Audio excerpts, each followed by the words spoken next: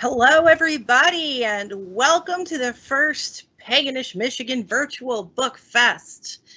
Today, to start off our lineup of authors, I have with me Zephyr Matheney, the author of The Adventure of It All.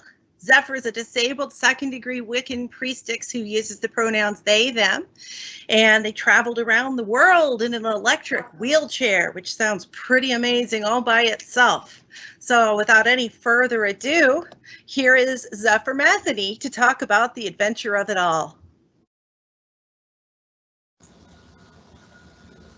Hi, so I have here the book that I wrote called The Adventure of It All, and it is split into two parts. The first part is about a trip that I took around Europe for a month in a mobility scooter after my mother passed away. The second half of the book is about my trip around the world in an electric wheelchair after my father passed away. The first trip took place in April of 2017, and the second trip took place in November to January of 2018 to 2019, so 38 days. During the first trip, I traveled to 6 countries, and the second trip I went to 14 countries across 5 continents, and both trips were done by myself. And this book is a memoir that took me a year and a half to write. And so I figure if there's any questions ahead of time, I'll answer them. Otherwise, I can start reading from the beginning. I have marked a few chapters that will kind of explain, the before, the relationship that I had with both parents, their deaths, and how I was able to travel, because I recognize that I was I hate the word lucky because I lost both my parents. But on the other hand, I was lucky because they were able to leave me the money to go on these trips. I'll also put a link under the Q&A to where my book can be bought. It's on Amazon for Kindle and paperback, and it's also on Kindle Unlimited. My mom and I were incredibly close. For a long time, it was just us. Anywhere we went, I stayed close to her, afraid of the world outside of her personal bubble. She was warmth and red hair and wisdom, all in one. She was the epitome of comfort and love. I knew that if I held on to her, I wouldn't get lost. She would get after me for sitting so close to her all the time, but she was safe. The rest of the world was absolutely terrifying to me. I was always a scared child. I hated going outside to play. When my mom would insist that I go outside and get some fresh air, I would take my dolls out onto the back step and sit there, watching the other children in my neighborhood with untrusting and fearful eyes. Once, when I was 7 years old, I was walking home from the bus stop after school, and my neighbor's chihuahua was loose. He was running around the street, yipping his little head off, happy to be free. To me, though, he might as well have been a dragon protecting his lair. My apartment building was on the other side of his lair. My only defense strategy? To hide behind a tree at the end of our street. When my mom noticed that all of the other kids had gone home already, and I was nowhere to be seen, she poked her head out of the door and asked one of the children where I was. Now that I'm an adult, even though I don't have a child of my own, I can appreciate the fear that must have gone through my mom. Children go missing every single day. It could have been me that day. When I was 11 years old, it came out that my stepfather had sexually abused me for most of my childhood. He was arrested and sent to prison. I was sent to therapy. My family seemed to take a large step back from me after that. I felt as though I were a monster who they no longer trusted. My mother especially seemed unsure of how to deal with me. We fought constantly. I was severely depressed, anxious, and more afraid of the world than I'd ever been before. My mom was fighting to get through her own depression and anxiety. She went back to school, got a job, got a car, got off of welfare, and trudged forward. I, however, was stuck. I stayed in my bedroom, sitting on my bed, lost in my dissociations. I was endlessly bouncing between normal teenage angst and severe mental illness. I doubt my mom knew which was which at any given point. I was recently going through some papers that my mom had kept. After she passed away, I realized that she might have had a bit of an issue with hoarding paperwork and unopened mail. I found bank statements still sealed from 20 years before she died.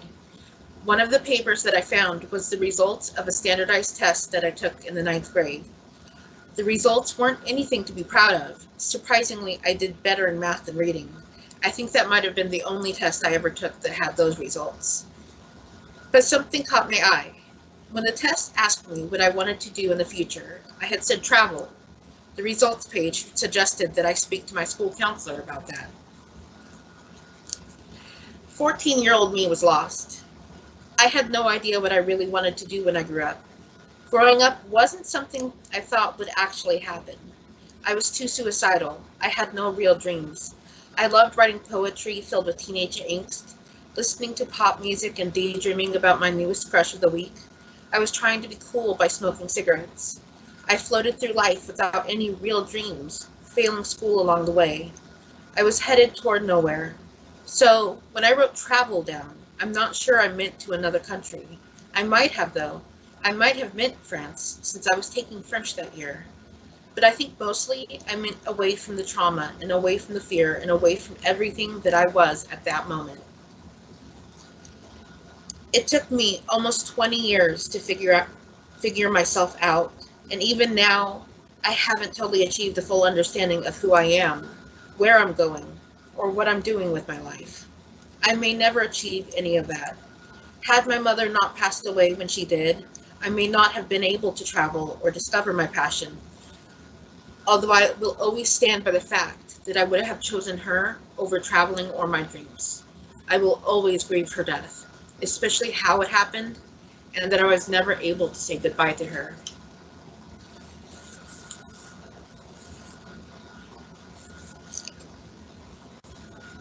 Chapter 2, Death. I was 30 years old, and for once, my mother was living with me, not the other way around. I had finally moved out, but my mom's declining health and low finances made getting by on her own nearly impossible. I was planning on moving into a better apartment after getting approved for a Section 8 voucher, so I let my mom move in with me. It was wonderful having her there, but it wasn't perfect. I think my mom and I were too similar in many ways.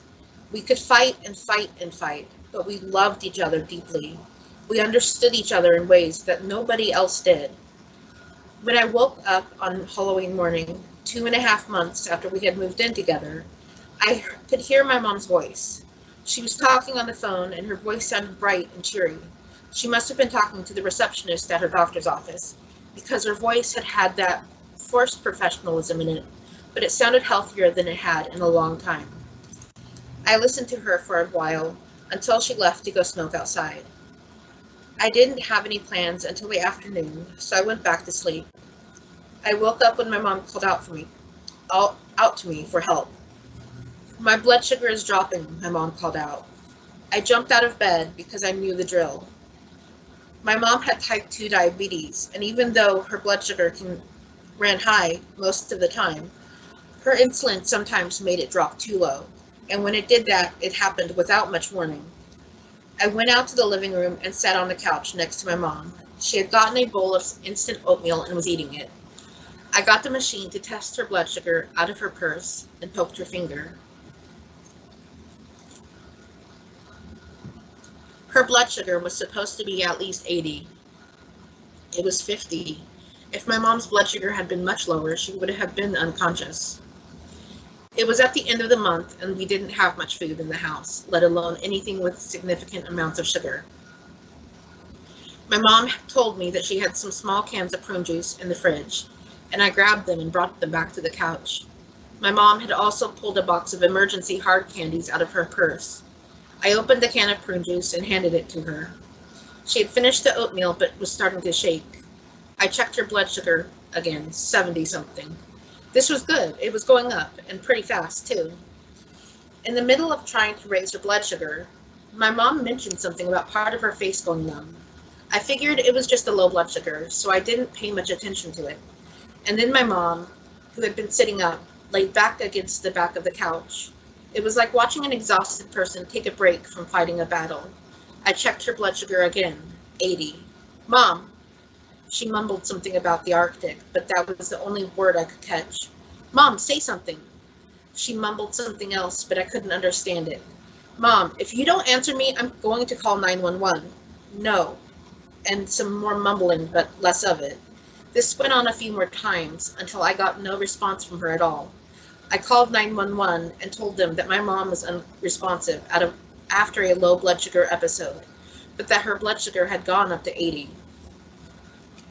When the paramedics came a few minutes later, my mom was still sitting back, unresponsive. They asked me some questions and tried to get her to respond. It was a blur of paramedics, stuff being moved around, and questions that I didn't know all of the answers to. The one thing that I remember clearly was that one of the paramedics picked up a prescription bottle off of an end table next to my mom. It was a bottle of Percocet, prescribed by my mom's doctor. It was something that she took for her diabetic neuropathy, which caused her severe pain. My mom took the Percocet responsibly and was closely monitored by her doctor. My mom had been taking it for at least a few years with no issues. That bottle said one thing to the paramedics: overdose. They paid no attention to me telling them about her blood sugar. They told me that it was either an overdose or that she was faking it and had something mentally wrong with her. I was confused for two reasons. First, my mother never took more than what she was prescribed because she knew that if she did, she would have to suffer later in the month when she ran out. Second, my mom had anxiety around people, particularly people she didn't know, and especially in her home. Several men that she didn't know in her house. She would have been conscious and horrified of the situation. The paramedics wouldn't listen to me though. The only tests they did were to check her blood sugar, which was still normal, and to do a quick stroke test, which the paramedic decided that she had passed. They labeled her a drug addict or mentally ill, and they begrudgingly took her to the hospital, which was a few blocks away. I stayed home but called my grandparents to let them know what had happened. They brushed it off, understandably, because this wasn't my mom's first trip to the ER. My mom had been hospitalized quite a few times, especially in the last several years. But this was different. I called the hospital later in the morning and talked to a nurse. The paramedics had given my mom Narcan to counteract the Percocet. The nurse told me that the hospital had given her another dose. I was told that if she had had a CT scan, that had come back normal. I took a very long nap, worn out from the events of the morning that lasted most of the day. I woke up to someone banging on my back door. I ran to see who would do that, but it was my 78-year-old grandfather. The hospital had released my mom with a questionable diagnosis of seizure. She was sitting on the chair on our back porch. She looked completely out of it and was wearing blue paper pants that didn't fit. They weren't big enough, so half of her butt was hanging out. My grandpa had my mom's skirt in a bag, and I was confused as to why she wasn't wearing it since it didn't smell like urine. There was a man I didn't know with him. My grandpa said that the man was a neighbor of mine and my mom's, who came to the rescue when my mom fell on my grandpa when he tried to get her out of the car. I was furious. My mom was in absolutely no condition to be sent home from the ER. I told my grandpa this, and he agreed. We got my mom into the apartment and onto the couch. The hospital said that she just needs to sleep, so let her rest for a while. Okay. My grandpa sat next to my mom on the couch, and she picked up the box of emergency hard candy from earlier. She looked like she was trying to say something about it, maybe something funny, but all she could manage was some slurs and a half smile. My grandpa watched her do this, and he hugged her and cried. My grandpa was a fireman in the Navy. He doesn't cry. Seeing my grandpa cry triggered something in me, and for the first time all day, I realized that something was really not right, and I cried too. My mom got out the word dad and frowned. When my grandpa left, my mom fell asleep on the couch. I went to my room, determined to let my mom just rest for a while. A few hours later, I was talking to one of my best friends, Star, on the phone. I told her that the hospital had given my mom 2 Narcan shots to counteract the Percocet overdose that the paramedics insisted my mom was suffering from, but that my mom had come home in just as bad of a condition. Star told me to go check my mom's blood sugar immediately because Narcan can make a person's blood sugar skyrocket suddenly. I told her that I was planning on calling 911 in the morning if my mom wasn't any better, but Star insisted that I check on my mom right then. My mom's blood sugar was over 300. It shouldn't have been over 150, and she was completely unresponsive, and her lips had a gray tint. I called 911 immediately, and the operator wanted me to do CPR on my mom, but I knew I wouldn't be able to lift my mom off of the couch and get her on the floor without hurting her. When the paramedics came, at least 2 of them were the ones that had come that morning. They treated my mom even worse this time, yelling at her and acting like she needed to just get up and cooperate.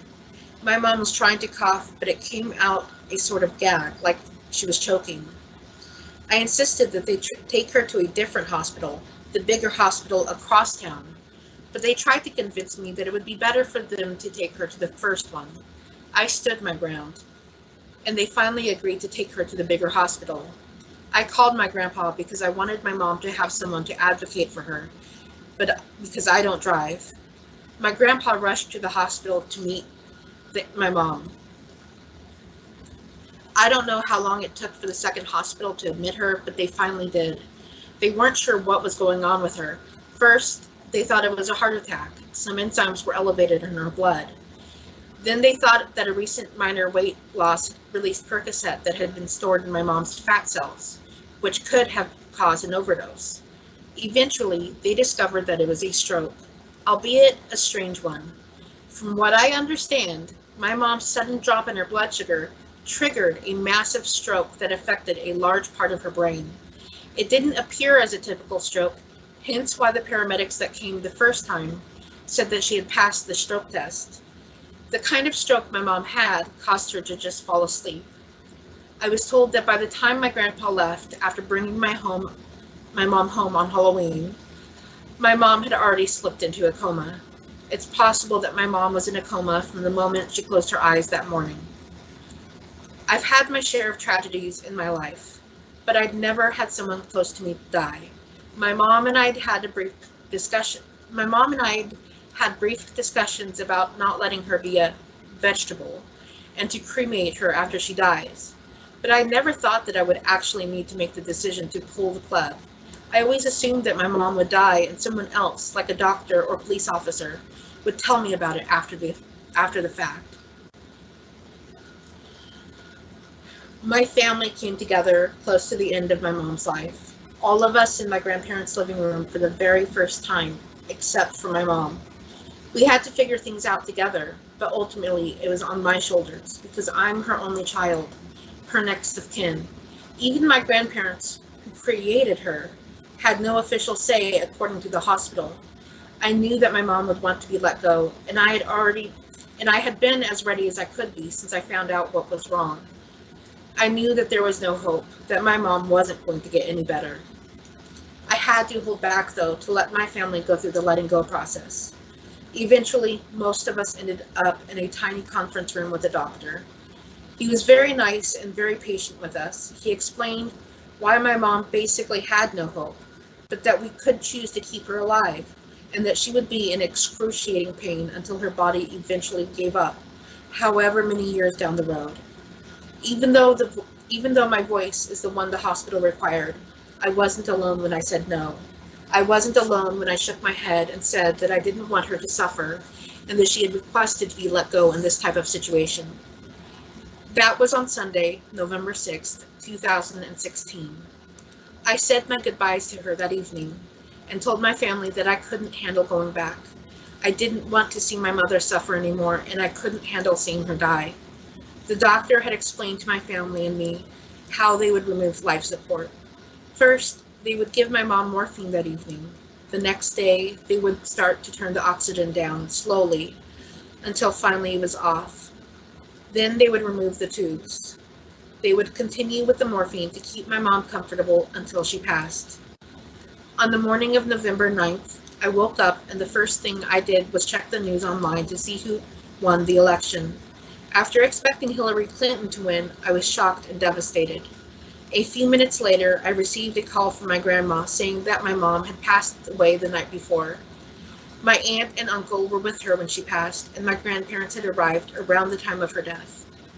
My mom had been an organ donor, and even though she was diabetic and had a large number of health issues, and even though she was extremely nearsighted and had the beginnings of cataracts, she was able to donate her eyes to 2 people. I cried a few times right after my mother's death, but I was mostly numb. I struggled to eat, to sleep, to really feel anything at all. There was no funeral because we couldn't afford it, and I didn't know who to invite. My mom didn't have a lot of friends, and in the last several years of her life, she had been in and out of the hospital so much and had had so many health issues that it was all she could handle to just focus on being in as little pain as possible.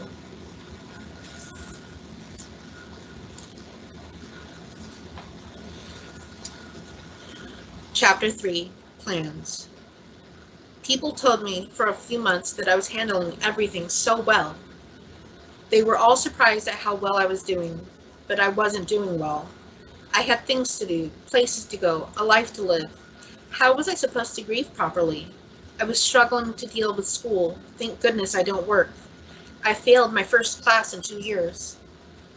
My memory was something that I was starting to have issues with. I couldn't remember appointments or assignments, or even if I had bathed in the last week.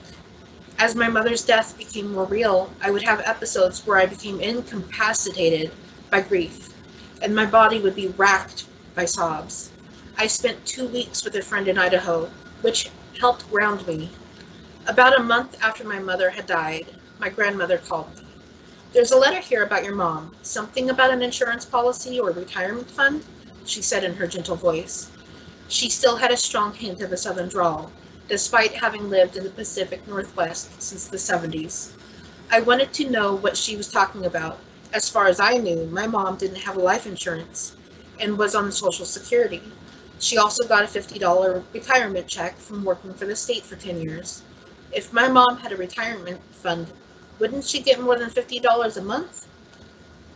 I went to my grandparents' house and read the letter. My mom did have a retirement fund, more money than I had ever seen in my life. I called Social Security about it because I'm on disability benefits.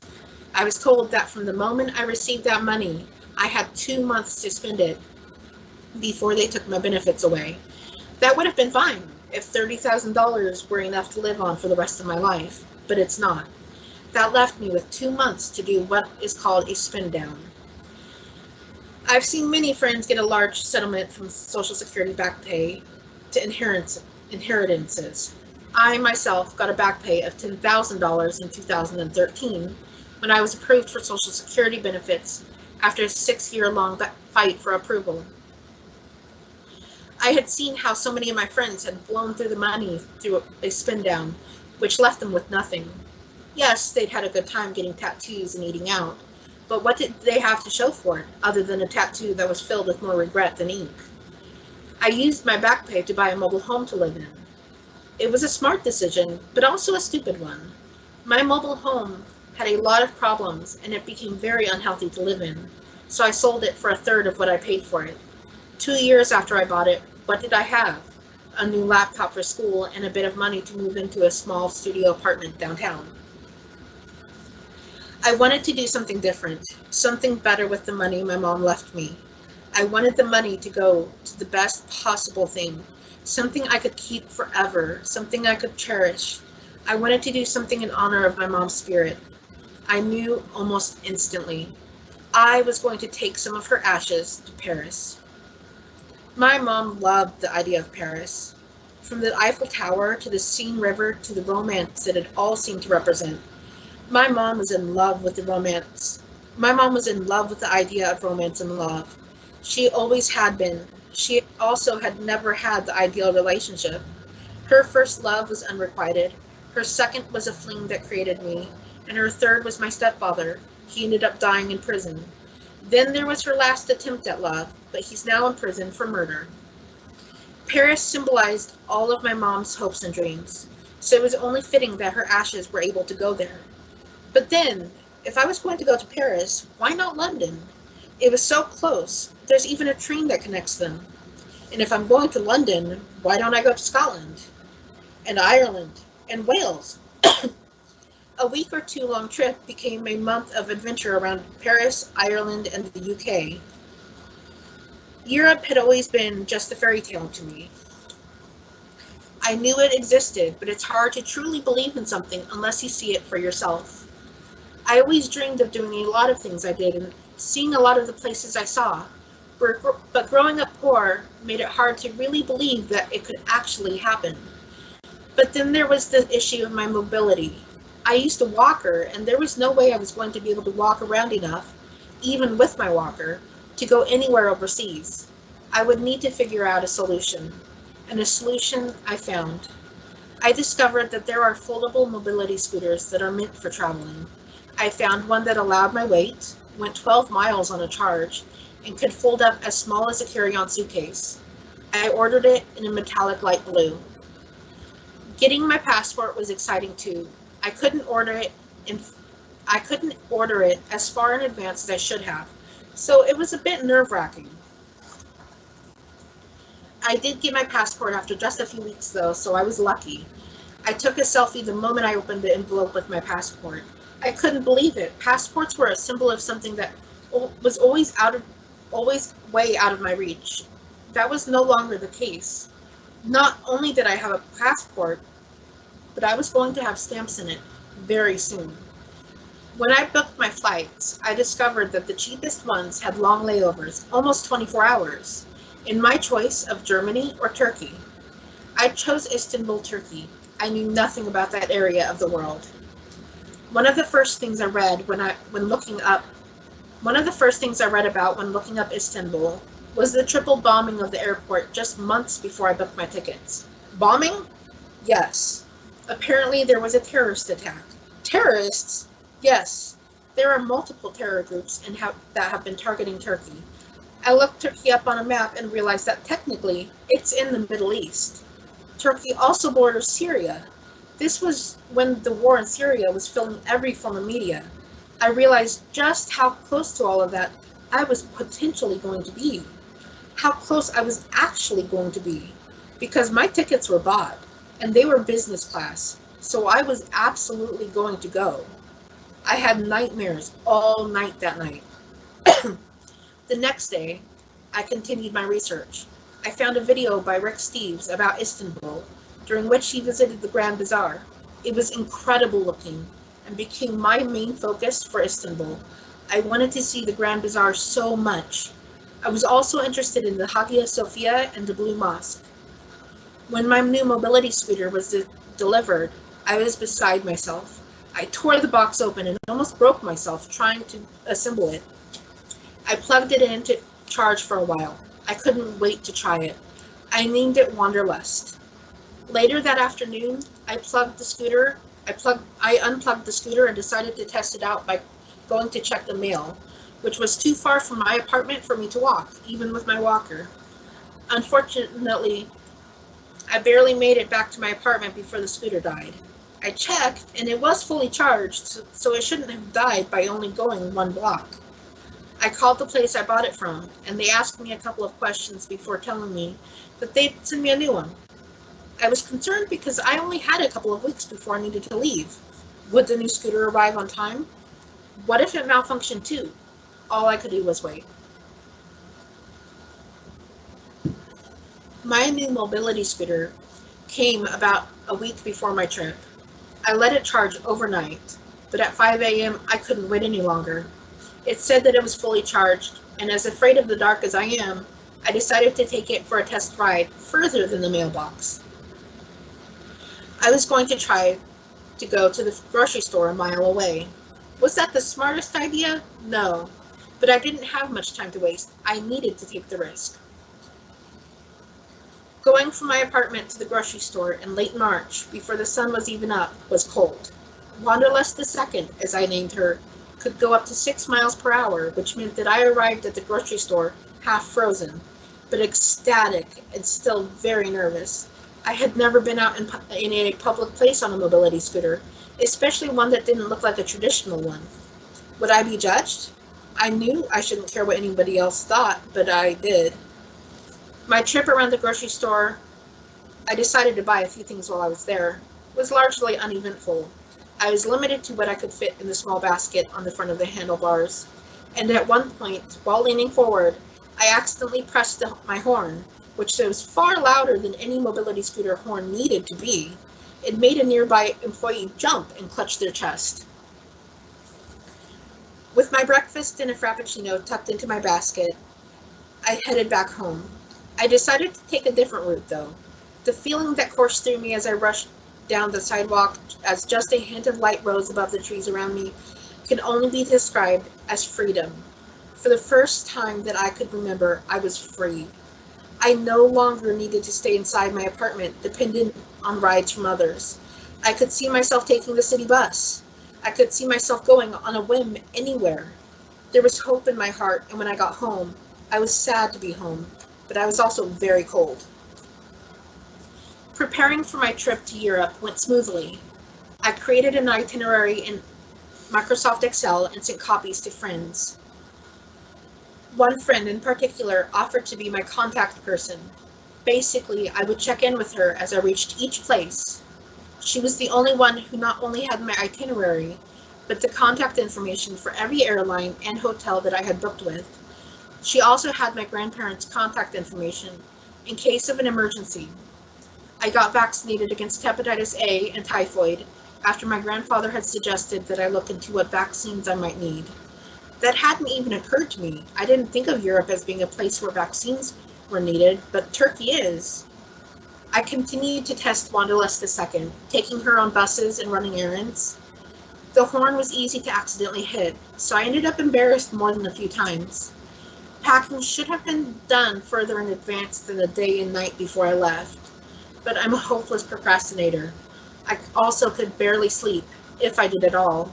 My bedroom floor was covered in piles of clothing. A friend of mine came over and helped me fill the packing cubes I'd bought online as tight as possible. I knew I would need to do laundry during my trip, but I wanted to take as many clothes as possible. I had bought a new set of luggage, bright orange, one large suitcase for checked luggage, and one small suitcase for carrying on. I also packed a backpack as my personal item. Wanderlust II had a pull-out metal luggage rack on the back, which fit the small suitcase perfectly. I could wear the backpack and pull along the big suitcase. It wasn't perfect, but as long as I went slowly, I could do it. Now, the itinerary for my trip around Europe went like this. It started on March 31st. That day, I flew from SeaTac to Chicago, and from Chicago to Istanbul. I arrived in Istanbul on April 1st, and then I had a long layover, about 22 hours, before I flew to Dublin. April 2nd, I arrived in Dublin. From April 3rd to April 8th, I went on a tour around Ireland with a company called Paddy Wagon Tours. I highly recommend them. It was amazing. My book goes into the entire trip, everything we did. On April 9th, I flew from Dublin to London. April 10th, I had a day tour at Stonehenge. April 11th, I spent in London. April 12th, I took a train to Edinburgh. And on April 13th, I went on a day tour around the Scottish Highlands and Loch Ness. On April 14th, I took a train from Edinburgh to London. On April 16th, I did a day tour around Wales from London. We went to Cardiff and Caerphilly Castle. I don't know if I'm pronouncing that correctly. Welsh is very hard to pronounce as a non-Welsh speaker. April 17th, I took a train from London to a little town on the southern coast of England called Littlehampton, where I have a friend who lives. April 18th, I went back to London. April 19th, I took the Eurostar train from London to Paris, and we went through the Channel. which is this underground and underwater passage through the English Channel. It's really cool. April 20th to the 29th, I spent in Paris. And April 30th, I flew from Paris to Istanbul, and I had another long layover of about 22 hours in Istanbul. May 1st, I flew to Chicago and then to SeaTac.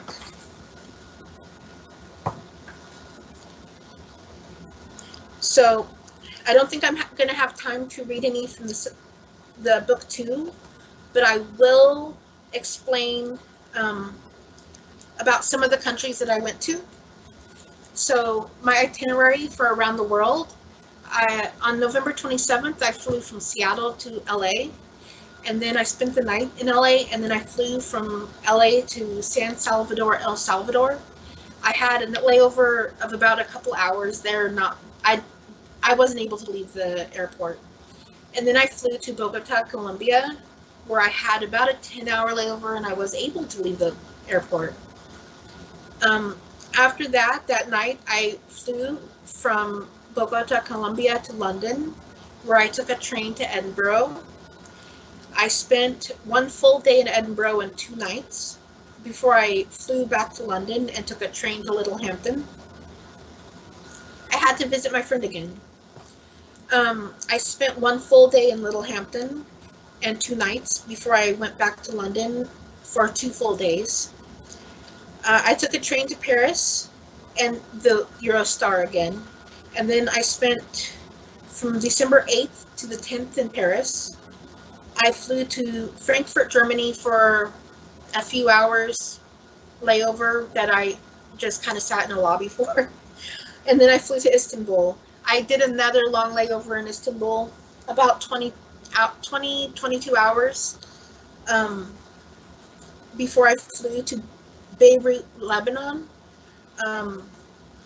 I had a 12-hour overnight layover. I decided to just stay in the airport. The business class there is one of the best I've ever been to, aside from Istanbul. After Beirut, I flew to Cairo, Egypt, where I got to see the pyramids. I spent a couple days there, and then I flew to Abu Dhabi, which is in the United Arab Emirates. Unfortunately, I had about a 24-hour layover there, but I was very sick at that point. I had a very high fever that I didn't realize, and I hadn't slept, and so I was too weak to leave the airport. I was very bad off. December 18th, I flew to Seoul, South Korea. I had one full day in Seoul, but I was still sick, so I didn't really get to do anything. December 20th, I flew to Osaka, Japan, and I took a train to Kyoto. I spent a couple days in Kyoto, then I took a train back to Osaka, where I spent a couple days there. I got to spend Christmas at Osaka Castle, which is fully wheelchair accessible. And then I spent 6 days in Tokyo. And then on the way back to Seattle, I had a 1-day layover in Honolulu. That's 14 countries, 5 continents, 14 flights, a lot of buses and trains, and 38 days. And I don't think I could really do this book justice in just one reading, to be honest. Like, there is so much in here. My wheelchair broke down. My mobility scooter quit running. I was refused entry onto a flight because of my wheelchair. I got stranded multiple times. I had so many people help me. And the one thing that I have to mention is that before I left the country the first time, I was told, lie about your nationality. Tell everybody you're Canadian. Nobody likes Americans. And let me just say, that is blatantly false. My mind was opened when I left this country because America is is the word Americentric? I don't know. We are so focused on ourselves and what everybody else thinks about us that we don't see the rest of the world. I mean, we see a little bit, like glimpses here and there, but people love us. People, like, we are the popular kid. People want to Be our friend. I had one girl in London. She almost broke down in tears because she was so excited to meet an American. Do you know how weird that is?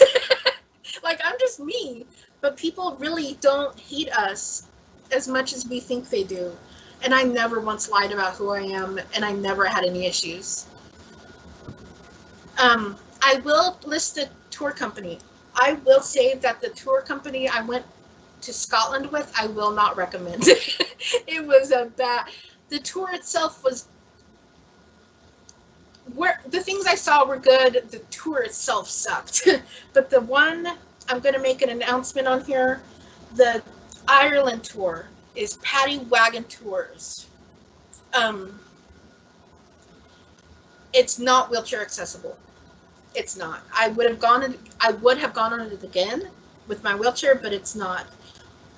My mobility scooter, because it could fit as a suitcase, they put it underneath the bus, and at that time my legs were able to carry me up the stairs. But it's like a Greyhound bus, so you have a bunch of stairs to get up into the bus.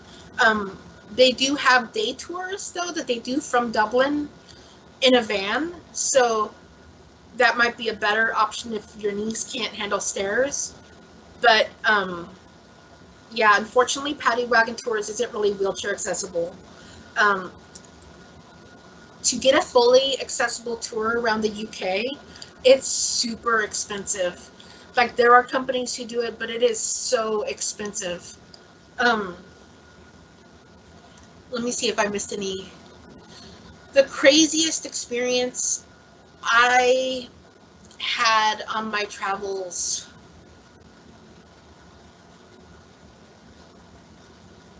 Just dealing with my chronic illnesses and disabilities, to be honest. It wasn't as bad when I went around Europe because I was healthier, but my body started breaking down during that trip, and when I came home, I was sicker than when I left. And when I went around the world, I spent most of it sick, very, very sick, and I don't know if I caught something. I know at one point I arrived in South Korea with a fever of over 102. So that was lovely. I was like out of it. The inaccessibility around the world too was an issue. Like, in Asia, I kept arriving at my accommodations and they were not accessible. And I was like, well, it's the middle of the night. What do I do now? I'm just going to have to park my wheelchair where I can and force myself to walk somehow. Thankfully, I never went without somebody to help me. There was always somebody willing to help me. And that was amazing. Like, I didn't expect, you think in America, how many Americans, like, if you're in trouble, how many people are going to stop and help you? Sometimes there might be somebody, but people are friendly. Oh, in Europe and Asia and Africa, they're so friendly. And I just wish people realized that. Americans we're too focused on ourselves. Are there any other questions?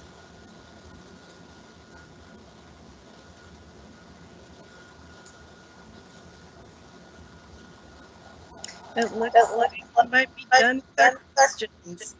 Okay.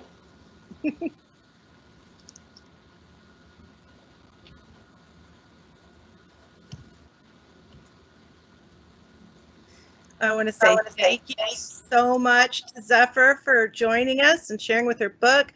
I don't know about the rest of you guys, but I am totally going to go down and download that on my Kindle Unlimited and finish reading, because I love the way that they write, and really just drew me in. I'm excited to finish the story. Zephyr, you got anything you would like to say before we let everybody head on to our next presenter? No, just thank you for listening. I hope if anybody gets the book that they very much enjoy it. I'm very proud of it. As you should be.